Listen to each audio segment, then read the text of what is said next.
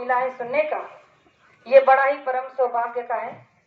और जो बातें आपने पूरे गांव में प्रचार करते हुए सुना, जो भी बातें आपको बताई जा रही थी कि सत्संग में ये सुनने को मिलेगा, वो सुनने को मिलेगा, आज तक जो नहीं सुना वो सुनाया जाएगा, यानी कि केवल सत्य बातों को रखा गया और सत्य के बारे में ही बताया गया। तो आप कहोगे कि ऐसा सत्य क्या बताने वाले हो आप, क्योंकि आज हम देख रहे हैं कि संसार में झूठ के अतिरिक्त कुछ भी नहीं बिक रहा है। जहां भी देखो वहां केवल और केवल झूठ, हर बात में झूठ लोग बोलते हैं। तो गुरु महाराज ने कहा कि एक बार सत्य का प्रचार कर कर देख लो। जो लोग सत्य के साथ जुड़ जाएंगे उनका हमेशा के लिए उनके जीवन में सुख न आ जाए तो बाबा जी को बाबा जी मत कहना। और ये हम आप लोग सभी लोग जो हमारे सत्संगी भाई बहन हैं, ये केवल और केवल सत्य का प्रचार कर रहे हैं। जो बाबा जय गुरुदेव जी महाराज की वाणी है कि बाबा जय गुरुदेव जी महाराज का कहना शाकाहारी रहना, जैसे बहुत सारे नारे हम लोग लगाते हैं, ये आज के इस वर्तमान समय के सत्य पर लिखे हुए और सत्य पर रचे हुए नारे हैं। और एक एक नारे में वो शक्ति है, वो सत्य बात है। अगर एक बार कोई नया प्रेमी सुन ले और इस पर विचार कर कर अमल कर ले तो उसका जीवन सुधर सकता है। लेकिन आज हर तरफ झूठ ही झूठ फैला है, झूठ ही झूठ पसारा है, लेकिन इसीलिए लोगों को समझाना बड़ा कठिन हो रहा है। लेकिन फिर भी गुरु महाराज ने कहा कि आपकी अर्जी रखो, मर्जी सुनने वालों के पर छोड़ दो। जो लोग इस बात पर विश्वास कर लेंगे उनकी जीवात्मा की भी रक्षा गुरु महाराज कर लेंगे। ये वादा गुरु महाराज ने बुलंद आवाज में हम आपके लिए किया है। तो आप कहोगे कि ऐसा इस सच्चाई भरे ऐसे इस रास्ते में क्या है, तो मैं आपको बताना चाहती हूँ कि एक बार अगर आपने बाबा जय गुरुदेव जी महाराज के बताए हुए रास्ते पर चलने का निश्चय कर लिया और इस बात पर विश्वास कर कर अपने जीवन को बसर कर लिया, तो फिर देखना कि आपके जीवन में जो भी दुख तकलीफ संकट आएगा उससे बचने का रास्ता आपको मिल जाएगा। लेकिन आज देखा जाता है कि हर लोग जिधर भी जा रहे हैं, जो भी जहाँ कहीं भी लोग आते हैं तो केवल झूठ की बुनियाद पर रास्ता बताते हैं और लोग उसी के पीछे भागने लग जाते हैं। लेकिन बहनों और भाइयों, जो रास्ता आपको ये सच्चाई का मिलने वाला है, इस पर एक बार आप चलकर देख लो तो आपका जीवन सफल न हो जाए तो बाबा जी को बाबा जी मत कहना। मनुष्य शरीर बड़े सौभाग्य से मिला है, अब की बार मिला है, बार बार नहीं मिलेगा। इस पर एक छोटी सी 1-2 मिनट की कहानी बताती हूँ कि झूठ आज किस तरह से इस संसार में फैला हुआ है और सत्य कितना परेशान हो रहा है। तो गुरु महाराज ने एक बार अपने सत्संग के माध्यम से एक दृष्टांत देकर समझाने की कोशिश की थी कि एक बार कबीर जी इस तरह पर रहते थे। उस समय की बात है कि कबीर जी ने अपने कला कौशल्य से एक कपास को बड़े ही अच्छे तरीके से चुना भुना और उसके एक बहुत शानदार टोपी पगड़ी बनाई और उस पगड़ी को बाजार में बेचने के लिए ले गए। अब उन्होंने घर से ही इस बात को मन में ठान लिया था कि इस पगड़ी की कीमत केवल 2 टके होगी और जो भी 2 टका मुझे देगा मैं इस पगड़ी को बेच दूंगा। अब पगड़ी को लेकर बाजार में बैठ गए। आने जाने वाले से कहने लगे कि बड़ी शानदार पगड़ी है, बड़ी जोरदार पगड़ी है, जो भी लेगा 2 टके में मिलेगी। अब बहुत सारे ग्राहक आए, पूछने लगे कबीर जी से कि पगड़ी कितने की है। उन्होंने कहा कि 2 टके की है। अब लोगों को उस पगड़ी की जो कीमत थी 2 टके की, वो बहुत ज्यादा लग रही थी। हर कोई आता उसका सौदा कर लेता और फिर चला जाता कि नहीं महंगी हो रही है। लेकिन बहुत सारे प्रेमियों ने कहा कि 1 टके में दे दो, आधा टके में दे दो, 1.5 टके में दे दो।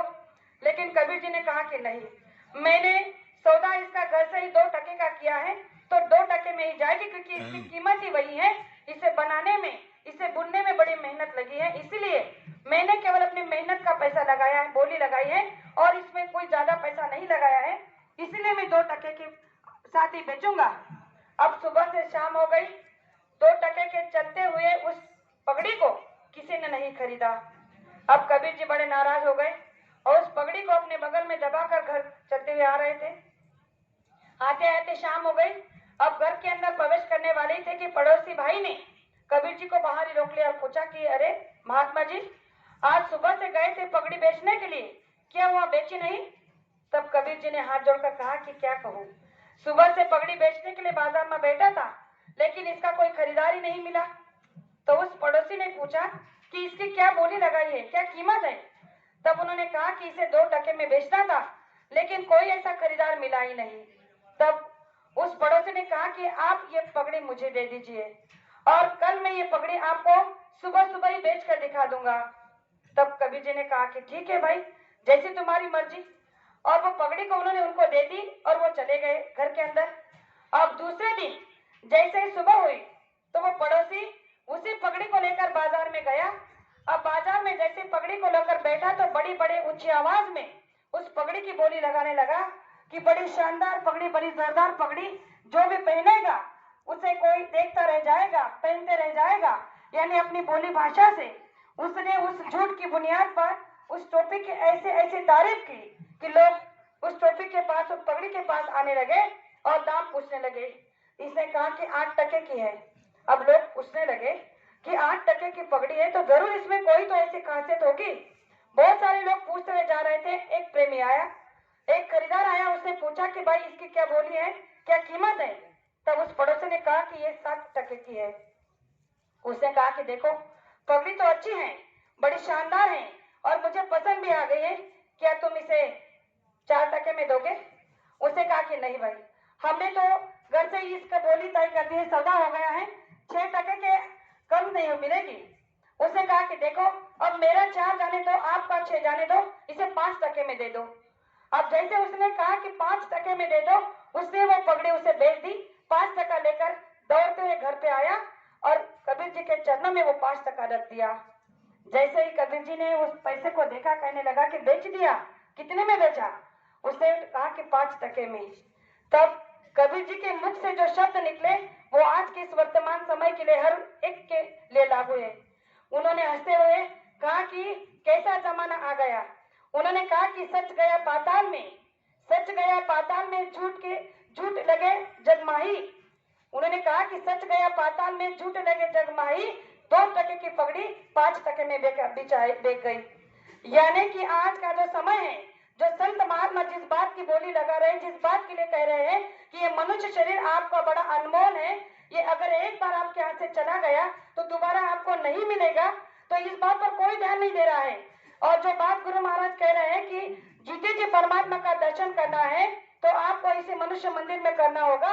इसके लिए आपको कहीं मंदिर मस्जिद जाने की जरूरत नहीं, गिरी के अंदर गुफाओं में जाने की जरूरत नहीं, घर परिवार को छोड़ने की जरूरत नहीं, संन्यास लेने की जरूरत नहीं। आपको अपने ही घर में बैठकर सुबह 3 बजे उठकर जल चढ़ाने की जरूरत नहीं, 9 दिन भूखा पैसा रहने की जरूरत नहीं। तो गुरु महाराज ने कहा कि अपने ही घर में रहकर पति की सेवा करो, बच्चों की सेवा करो, सास ससुर की सेवा करो, घर दुकान दफ्तर की काम करो और दिन के 24 घंटे में से 22 घंटे संसार के लिए काम दो। 2 घंटे में अपना परमार्थ बना लो, सुबह 1 घंटा और शाम को 1 घंटा। अगर केवल एक जय गुरुदेव नाम की माला आप करोगे तो गुरु महाराज ने कहा कि आपका संसार का, जो भौतिक संसार का अड़ा हुआ काम है, जो आज तक आपका पूरा नहीं हुआ, अगर वो काम ना हो जाए तो बाबा जी को बाबा जी मत कहना। अब बताइए, इतनी सस्ती और सीधी बात जो गुरु महाराज ने अपनी बोली भाषा में बताई है, उस पर किसी का ध्यान नहीं। लोग केवल इसी बात को ध्यान में रखते कि अरे वो लोग तो मांसाहार छुड़ाने की बात करते, वो लोग तो शराब छुड़ाने की बात करते, तो तुम्हारे हित की तो बात है। अगर तुमसे कोई मांसाहार छोड़ने के लिए कह रहा है, तुमसे कोई शराब छोड़ने के लिए कह रहा है, तो इसमें तुम्हारा ही नफा है, तुम्हारा ही फायदा है। लेकिन हम अपने ही हित के बारे में नहीं सोच रहे तो औरों का क्या सोचोगे।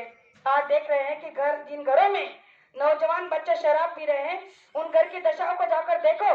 माँ दुखी, पत्नी दुखी, बाप दुखी, भाई दुखी, हर परिवार का सदस्य दुखी हो जाता है। क्यों?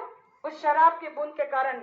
लेकिन गुरु महाराज ने कहा कि जब तक ये बात माता पिता नहीं समझेंगे तब तक बच्चों को समझ में नहीं आएगी। इसलिए आज यहाँ पर आए हुए सभी माता बहनों से मैं एक ही बात कहना चाहूंगी कि आज के इस समय की सत्य और जो भी सत्य है वो बात है बाबा जय गुरुदेव जी महाराज के मुखारबिंद से निकली हर एक वाणी। इसीलिए आप किसी भी झूठ के पीछे मत दौड़ना। कहा जाता है कि झूठ उड़ता है लेकिन टिकता नहीं है, सत्य परेशान होता है लेकिन पराजित नहीं होता है।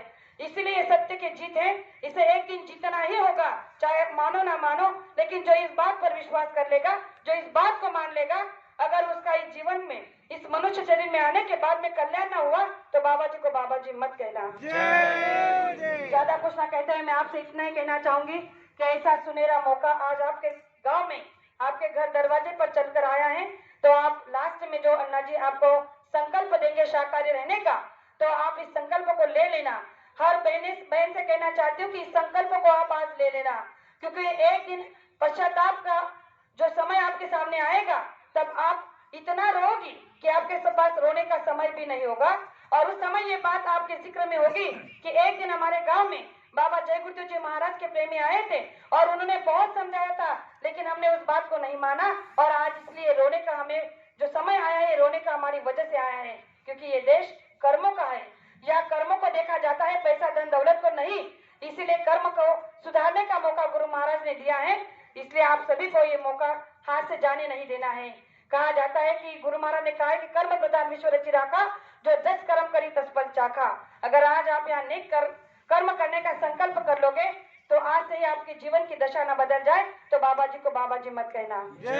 जो 2 बातें आपके सामने रखी, हो सकता हो कहने में एक आध शब्द ऐसा निकल गया हो जो मुझे नहीं कहना चाहिए, तो आपकी छोटी बेटी समझकर माफ करना, ऐसे आशा करती हूँ। और मेरे 2 शब्द को विराम देना चाहती हूँ। जय गुरुदेव।